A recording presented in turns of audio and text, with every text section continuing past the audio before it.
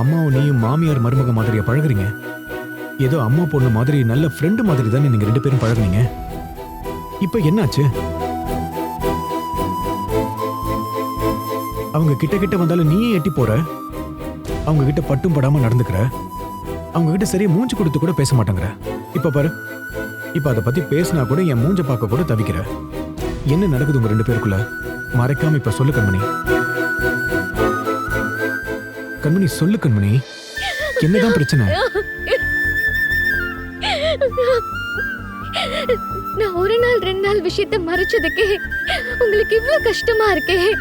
அப்ப அவ்வளவு பெரிய விஷயத்த நீங்க என் கழுத்துல தாலி கட்டின நாள்ல இருந்து அத்தை என்கிட்ட மறைச்சிருக்காங்களே, அது எனக்கு எப்படி இருக்கும்னு சொல்லுங்க. கண்மணி, எனக்கு புரியல. நீ என்ன சொல்ல வர? சொல்லு. அம்மா என்ன மறைச்சாங்க? நம்ம கல்யாணத்துல என் ஜாதகத்தை பத்தி ஜோசியக்காரரை போய் சொல்ல சொன்னது யாருங்க? உங்க அம்மா தானே? இல்ல, பின்ன அத்தைதான்.